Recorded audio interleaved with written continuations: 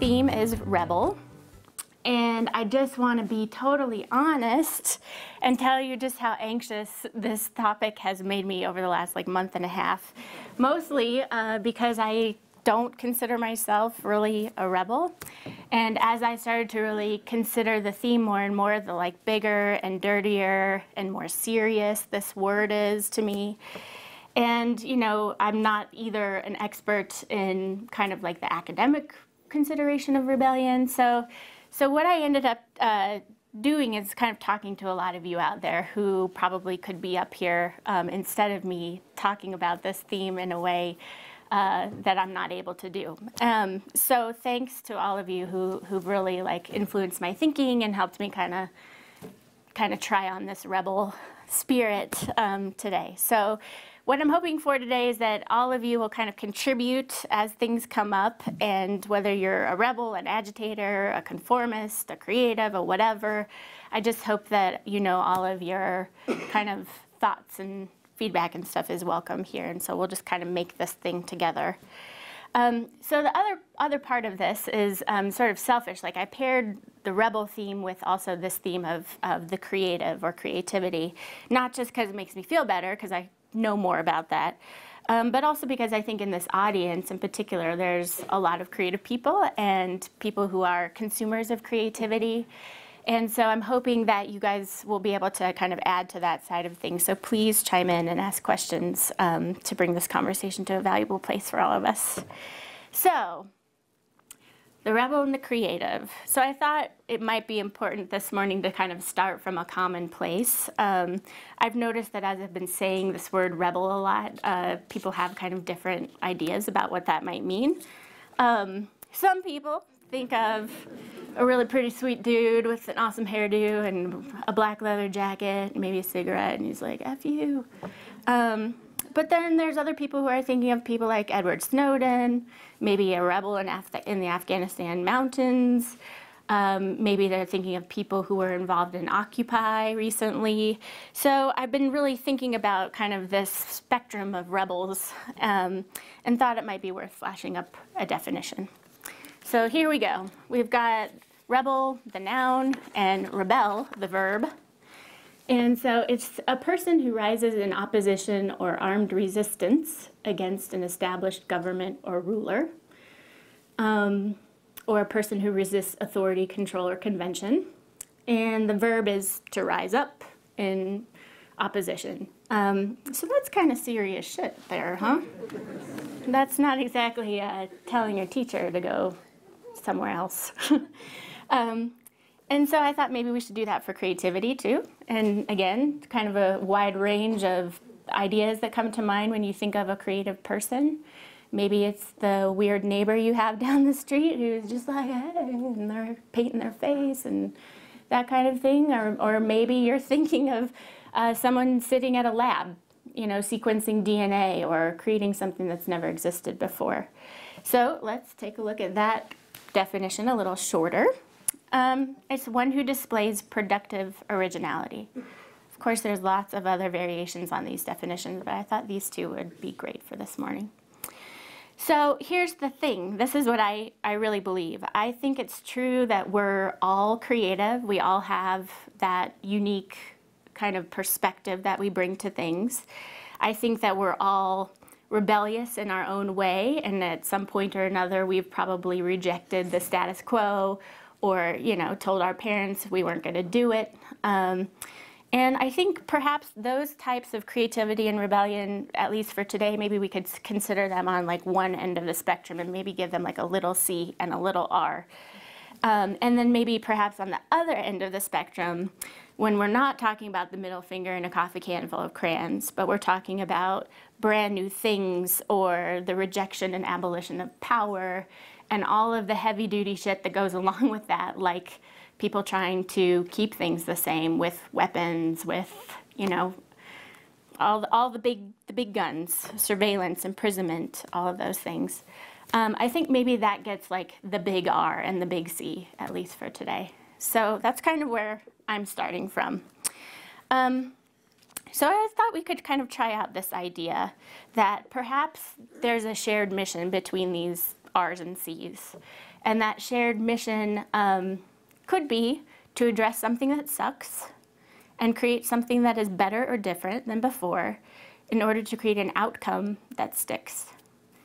What do you guys think about that? Yeah?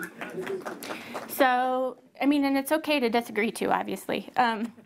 But, you know, I just thought it was sort of an interesting way of coming at this, that it's not like we have to assign a political view to this. They're sort of neutral on their own. Like, rebellion and creativity could be used for any number of things, good or bad, however you might define that.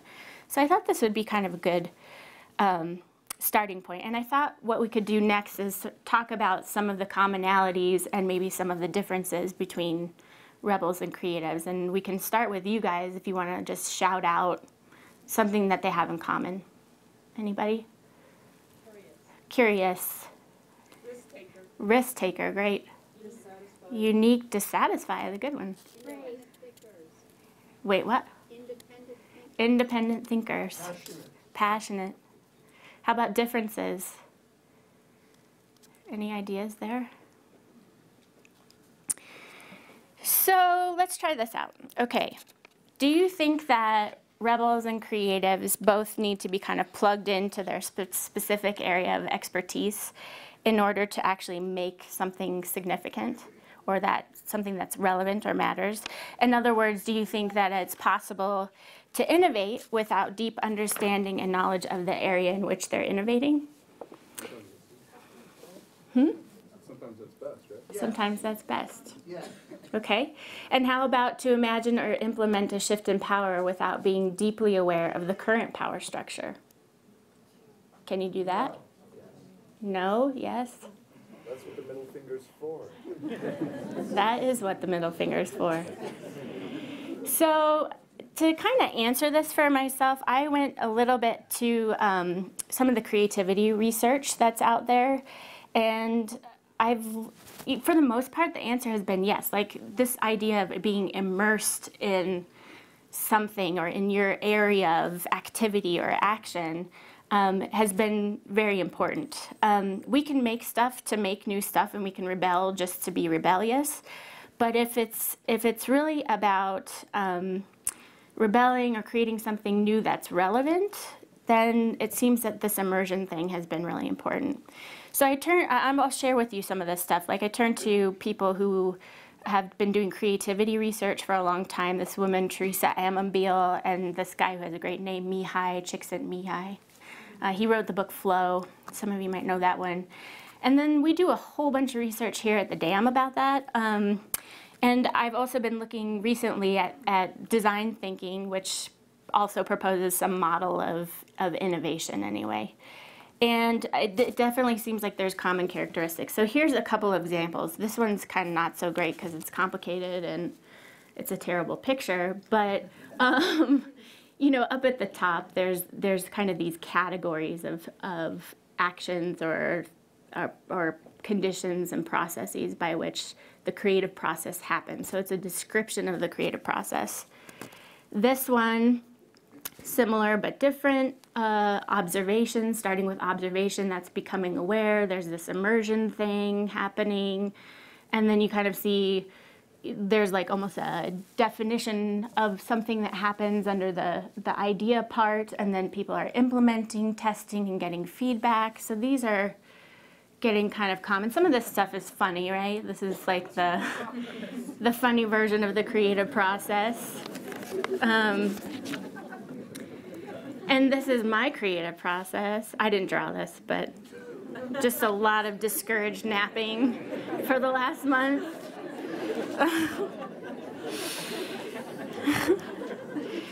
So this one's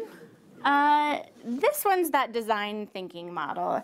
And design thinking has kind of an interesting history, which we won't really go into, but essentially it's really gotten popular, probably because it's been successful for companies. So there's a demand for this now, and it derives, in my opinion, from like kind of this capitalist hunger for product and experiences that are relevant and effective to their end users. So this is like the dollar sign part. And it's also successful and popular because it essentially teaches workers in a way to produce things, to produce innovations on a regular basis, which until I don't know when, this seems kind of like a new thing to me. So that's just my opinion. We can disagree about that at the end, but it doesn't make it good or bad. It's just sort of worth noting, I think, like what this is. So in any case, design thinking looks like this.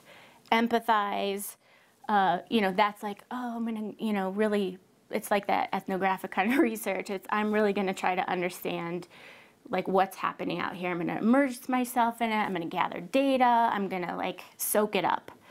And then there's the definition part, which is like, okay, I've soaked it up. I think I'm seeing like a need here. I'm making a good guess about, you know, this is a potential place for innovating. Then you're making ideas, and this is the, you know, the romantic part of creativity, right? It's the brainstorming and the hit you over the head with that great idea in the morning. And then there's the prototyping, which we could go into for this whole time, but the prototyping is essentially making stuff without spending a whole lot of money making it, and then changing it around as you're testing and as you're like taking it out into the world to see, is this a thing that works? Is it relevant? And then this starts over and over again. So I just thought, you know, maybe this was a good place for us to be because, you know, people are using it for all kinds of things. They use it to solve problems. Perhaps in the education system, I've seen design thinking being applied there. I've seen it, you know, obviously for products. But I'm wondering about rebellion. And I'm wondering, is there something in this way of describing things that actually might be uniquely valuable to a rebellion? This idea of iterating and kind of testing and immersing and that sort of thing, like the capital R rebellion. And then I wondered, like, maybe this is ridiculous for me to think about because maybe they've been doing this all along. Like, maybe that's what happens in rebellions. It's like prototyping each time, and then each time after, it's a little bit more successful or a little bit. So I don't know. Again, not giving you any answers. I'm just telling you what I've been thinking about. So I was also thinking, oh yeah, so that's like the business model. So I was also thinking about like what's missing from this model and what it's not really illustrating. And maybe it's purposeful that it isn't illustrating this, but it, like personality traits or who does this isn't really implicit in this model. And I've, again, sort of naively been thinking about this and wondering, can any person be a creative and can any person be a rebel? And I can't help but think that there's probably some personality traits that are required for either of them. Again, turning back to that creativity research, it suggests, like you were saying, there's some common characteristics that creatives share. They tend to have a higher risk-taking tolerance. They're self-disciplined, despite what you all say. They have ability to kind of delay gratification, so they can stay in that process of ambiguity for a while. They persevere in the face of frustration. Maybe they throw a fit, but they still keep going. They have a high degree of autonomy, and I'm sure there's other characteristics, some of which you shouted out. But it also shows that there's factors that make them susceptible to failure. And some of the common things that most researchers agree on is like external judgments that happen early on in the creative process. That's like a creativity killer. Pressure and prescription, so when there's too much structure to something, that becomes a creativity killer. When there's a lack of support or when they're in an environment that's unsafe. All of those conditions are kind of interesting to me because they seem to be precursors or accompany rebellions, right? I mean, we're talking about unsafe conditions, major constraints, major barriers. We're talking about being threatened, being uncertain about your survival. There's a lack of resources. So I started wondering if artists and creatives might be uniquely equipped to creatively conquer some barriers that rebels might face. And then I also thought, well, that probably means they're uniquely not equipped to maybe be rebels in the big R sense of the word. And then I thought, well, maybe rebels might be uniquely equipped to take action, but are they too, I don't know, embedded, like too much in the empathize or maybe too much in the define to really be able to see outside of what they're trying to do? And so, I don't know, that was just a thought where I was going, and I was wondering, like, are we starting to see a relationship where it might be a symbiotic relationship between the two? Anybody have anything to say about that at this point? Back there? I think the outsider art is a pretty good example of rebellion and creativity. Okay, so she was saying she thinks this quote-unquote outsider art, and we can talk about what that might mean, is a good example of rebellion. Did I get that right? Yeah. The other difference is that in the creative process, when you look up creative, it didn't say armed resistance. Right. There is no armed resistance in creativity. Right. So does it get a capital C in the same way the R gets a capital R? I don't know. And I thought also, I'm just going to kind of start flashing up some like outputs of artists or culture jammers just to kind of give us a sense of what people are doing. And I'm going to use this thing because it's easier. So I thought we should think about like what it would really mean to like unleash our full creative potential as individuals, and also what it would really take to mount a full-scale rebellion. I mean, is it even possible for us to be fully creative? That means like trying on unsafe ideas. It means, you know, like not having too many rules. I mean, can we even do that now, given like the current situation where everybody's being listened to and everybody's being watched, and here we're on the videotape talking about rebellion? I don't know, like, are these the conditions that allow this to happen? And it also made me think about too, like this also makes me think about, can we be creative in a way that would be useful to a rebellion? So let me just kind of go through some of these. And I tried to give you a little hint of where these are from. So, you know, as I was looking through these images, as I was kind of going through this talk, it really occurred to me that so many of us in here have this like fire in us to create things. And so many of us have this like desire to right wrongs. And we want to find new ways of like being human together and solving these problems and being creative. And I keep asking myself, like, why the hell am I not addressing this stuff? You know, why am I not righting wrongs? Why is that so hard? And maybe it's not hard for you guys, I don't know. But I just wondered, and maybe some of you do too, that if your creative capacity, like if there is such a thing, like we have a capacity for creativity, is it being like used or co-opted in some way that I'm not totally aware of? Like, is my work co-opting my creativity? Is my leisure time where I'm like trying to get away from work co-opting my creativity in a way? Like I'm trying not to be creative because that's what I do at work. And are we like willingly farming out our rebel spirit and our creative thinking and making like kind of mindlessly? And are we just happy and satisfied by using our creative muscles at work without any real thought about what the purpose of your creative capital is? And so I tried to like think about who I might be. Like if I was a graphic designer, am I making posters that sell stuff? And how do I feel about that? Am I an architect detailing bathroom door handles? Am I a computer engineer creatively solving a problem with a circuit board that ends up in a car? Am I a furniture designer making cool office chairs? Am I a museum worker putting up awesome, thought-provoking posters, just not the ones that are going to offend the donors? What are we willing to tell ourselves about our creative work? I'm not judging, I'm just considering, like, for myself, and I thought maybe you guys would want to go along on this too. And I'm trying to think about these hard choices that we all make.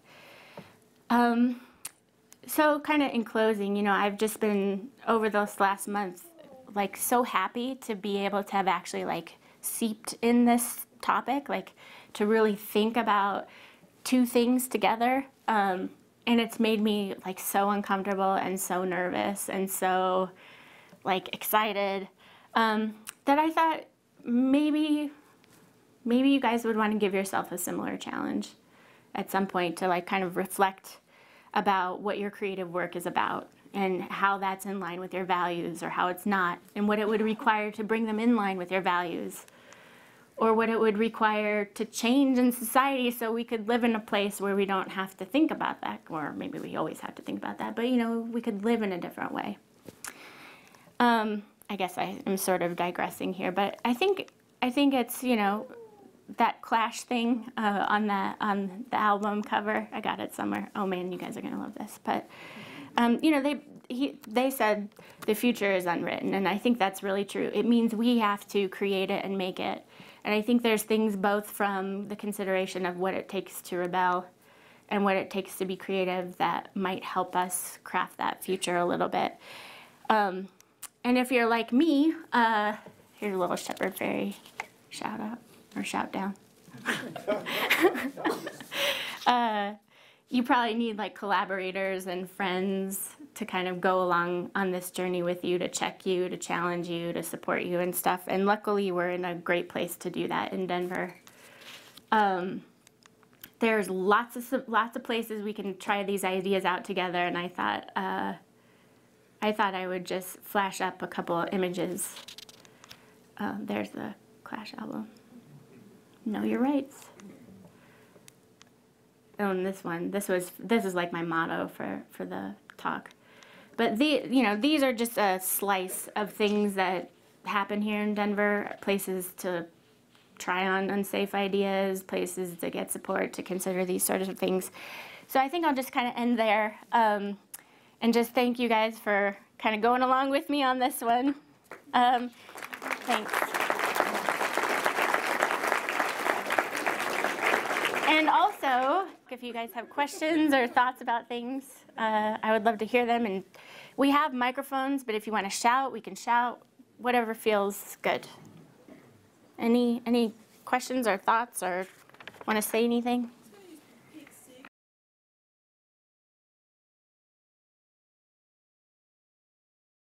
The answer is yeah. But I don't know. I mean, I guess that's sort of like why I feel like I kind of need other people now, is because I don't know what that really looks like for me. You know, I don't know what that looks like for us. I mean, it actually sort of shifted away from me a little bit, and I started thinking about, like, if I'm worried about paying the bills and I'm worried about where that money goes, you know, I'm thinking like energy companies, you know, my habits, but then sort of shifting ways, like what kind of structures are in place that, like, make that so, and so that I'm sitting here with my head down thinking about me. So yeah, I mean, yeah, I'm compelled. I feel like I want to barf. Like, I don't know what to do, and I'm inspired by people who have, like, taken this outside of themselves a little bit and found a way to just consider these things with other people. And so I think, you know, and I'm thinking like Warm Cookies of the Revolution, for example, as a place where I could easily go, and I'm gonna go, just to begin to consider these sorts of things. And so I'm not ready to burn anything down, but I feel like I could. I feel like that, you know what I mean? I don't know.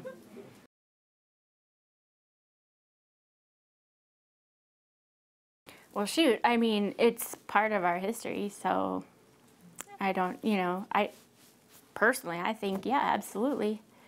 I mean, there's a lot there, and if we omit that, then, you know, that's a pretty big choice we're making to not talk about things. Anybody else want to respond to that? Rick?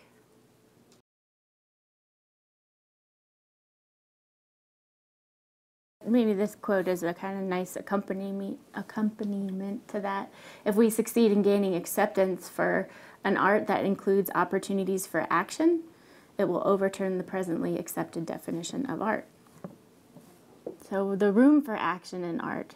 And I think some of the examples, we're giving here really do have actions associated with them. And for some reason, these have been kind of put in a different category. Like this word culture jamming, I don't know if, sort of ad busters where you're appropriating commercial kind of images or, behaviors, and then using them to reflect back a society or to jam up accepted notions of what happens in our culture.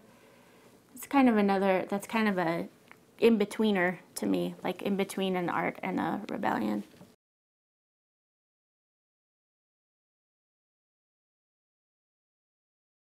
I think that's just evidence of me being not sure.